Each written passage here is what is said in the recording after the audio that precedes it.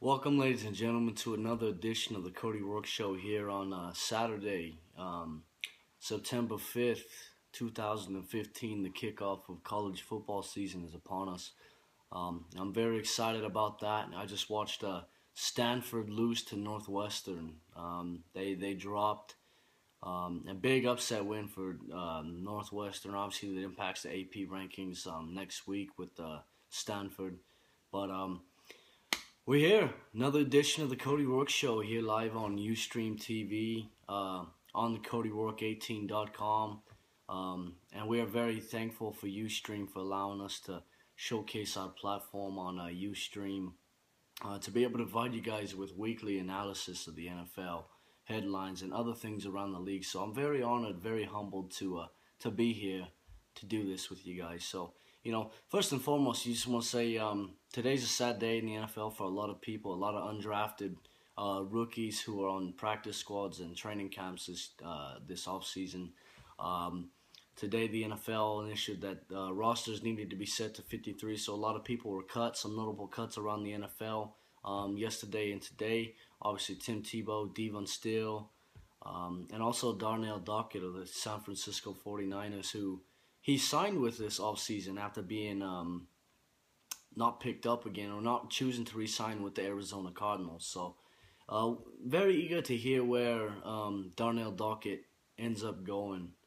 So very excited about the NFL starting up next week. And obviously Thursday night, it's a kickoff between the Patriots and the Steelers. Tom Brady, no 4-game suspension for him. He will be playing, so that plays a very big role for the Patriots to start this season, to defend the championship.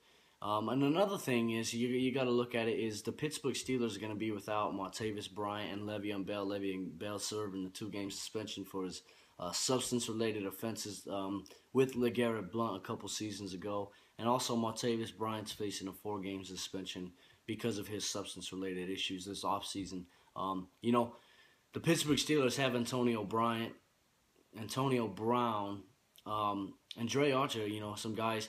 So I'm really looking forward to see, the question marks between the Pittsburgh Steelers this year. Big Ben, obviously they lost Marquise Pouncey to an ankle injury, so he's going to be done for a while, maybe done for the rest of the season. Tough blow, but the NFL does start back up on Thursday, so, I'm very excited about it. I do apologize also that I haven't been able to commit as much time to the Cody Roark Show here on the Ustream as much as I would like to. I've been busy coaching high school football lately. I coach running backs for Grand Junction High School football.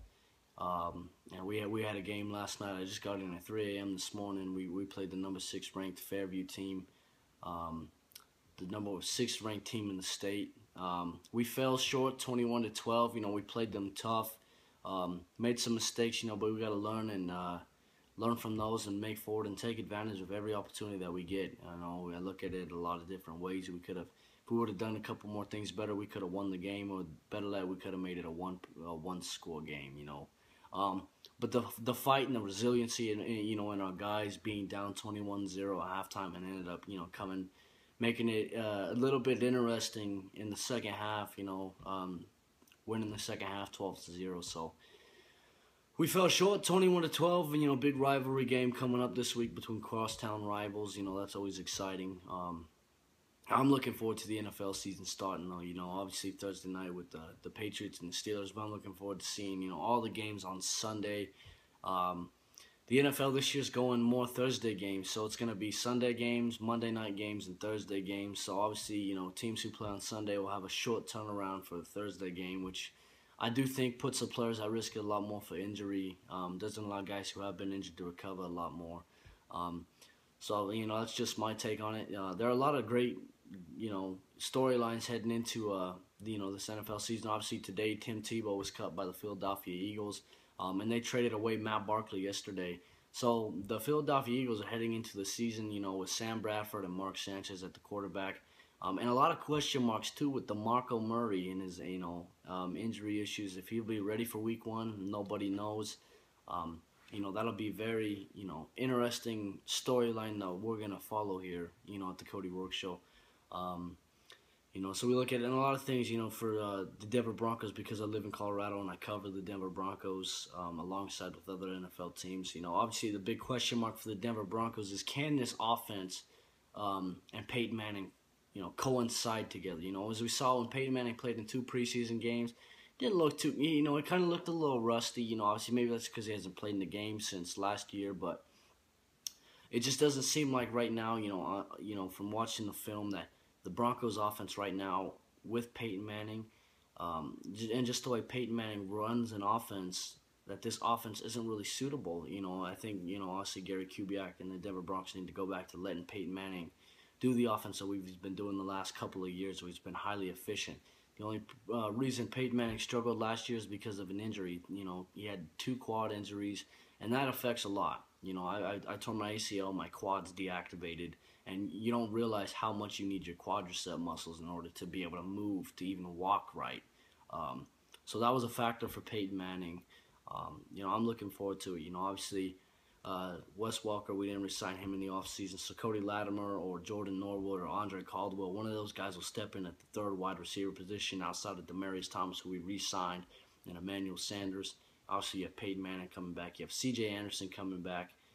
You have Virgil Green, a tight end. The addition, the veteran leadership of Owen Daniels coming over from Baltimore to help out the Denver Broncos. To be another weapon for Peyton Manning is exciting. And I look at it, Cody Latimer for the Denver Broncos, I think he's going to be a very surprise this week. He's going to be a steal this year for the Denver Broncos. Very talented, fast, and athletic. And if they put him at the 3 spot, inside of Demaryius Thomas or Emmanuel Sanders, he's going to make plays on the shorter nickel cornerbacks. He's going to be a big play receiver for the Denver Broncos. Obviously a running back rotation with C.J. Anderson. Ronnie Hillman and Juwan Thompson, I feel like are going to get a majority of the reps. The Denver Broncos cut Capri Bibbs today, who was challenging Monte Ball for the 4th running back spot. So I guess apparently Monte Ball keeps his job. Capri Bibbs is out. Some other notable releases for the Denver Broncos. Steven Johnson, a special teams ace who really excelled for the Denver Broncos, was a standout on special teams outside of David Bruton. It's very sad to see, a guy like that go, a guy who's very committed, very hardworking. And now the Broncos released Tony Carter, who's been with the team for quite some time. He's going to get his opportunity somewhere, I don't know where.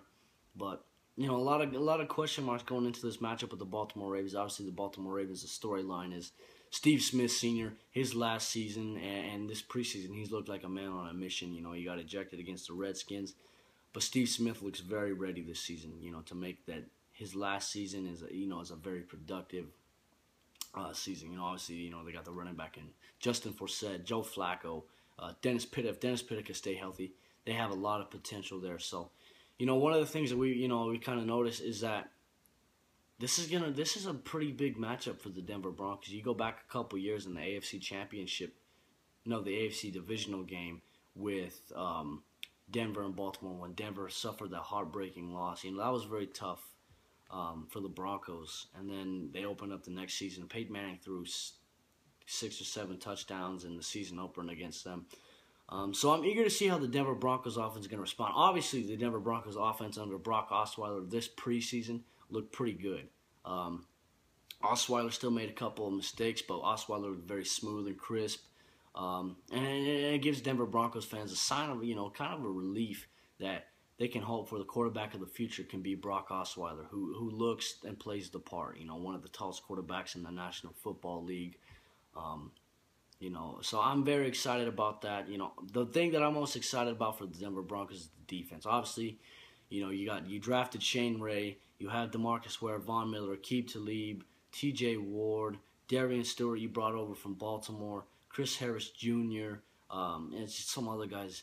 Derek Wolfe, who's going to be serving a 4-game suspension, but you got Malik Jackson, Sylvester Williams, some guys who can bring some beef to the defensive interior. Obviously, you got Brandon Marshall, the linebacker, not the wide receiver. Brandon Marshall and Danny Trevathan returning from injuries this season, and a guy in Todd Davis who was a solid backup in my opinion. Todd Davis had a strong preseason. And then you look at the opposite side, some depth-wise. You got Shaquille Barrett, who had such a tremendous preseason. And obviously you drafted Shane Ray, who had another phenomenal preseason. Bradley Roby, I feel like he's going to have a great year, more so this year. I think he's a little more comfortable with the system now. He's got the rookie jitters out of his system, so that's going to be very exciting to watch for the Denver Broncos. And, an impressive stat that shows that the Denver Broncos are more aggressive this year on defense is the fact that they had 20-plus sacks with 14 different players in 4 preseason games. That's very impressive in and of itself. So, looking forward to that matchup. Obviously, we're probably going to see Chris Harris Jr. lined up on Steve Smith Sr. And Akeem Talib on some other guys, but very excited about it. The NFL kicks off this next Saturday. College football kicks off today. Interesting storyline in college football, too. Oregon Ducks, new transfer quarterback Vernon Adams transferred over from Eastern Washington. The Ducks play Eastern Washington today here at Autzen Stadium to kick off the college football season. He's a very impressive quarterback, very talented player. A lot of question marks were sprung upon the Ducks. As soon as Marcus Mariota declared for the draft, Ifo Ekpe-Olumu, Eric Armstead, and some other guys that they lost to the draft, you look at it and a lot of people are like, Oregon's not going to have the same team this year. Obviously, Marcus Mariota was a very high caliber quarterback, but this Vernon Adams guy, he's very impressive. And I tell you what, watch him be on the Heisman. Watch this year, behind Royce Freeman. Obviously, Thomas Tyner is not going to play this year because of shoulder surgery. But the Ducks defense is young. Got some returning starters, but other than that, pretty young defense. Can they get back to the national championship game? Obviously, the defeat they suffered at the hands of Ohio State, that stings. But I think Oregon is loaded, and I think they're going to make a tremendous run here this year, especially in the Pac-12. It's a tough conference. It's proven over the years that the Pac-12 has become a little more obsolete and more powerful than the SEC. The SEC has a few powerhouse teams, but as you notice, the Pac-12 has been very, very, very competitive as of late, outside of that. So today we're going to kick off college football season. I'm going to watch the Ducks game. I'm going to rest up a little bit. Ice this knee, still recovering from ACL surgery. Rehab's going great. It's taking its sweet time, though. But, I do promise I will commit a lot more time to the Cody Roark Show, and we're going to provide you in-depth analysis each week. So every time there's a Monday Night Football game, following the game, we'll provide immediate analysis. Following a Thursday Night Football game, we'll provide immediate analysis. And then Sunday, we'll have an immediate analysis all day, kind of covering all the games around the league. So very excited about that. Launching it from a radio station to a television station here at Ustream TV. So on CodyRoark.18.com, you can catch the Cody Roark Show live on television, streamed through and powered by Ustream. So we're very thankful for them, for our sponsors. Leave your feedback if you'd like. Comment, tweet me at CodyRoark18. Like the page on Facebook. We're very excited about this. Stay tuned on CodyRoark18.com for the latest news and updates. This is Cody Roark tuning in on this Saturday afternoon, saying have a great week.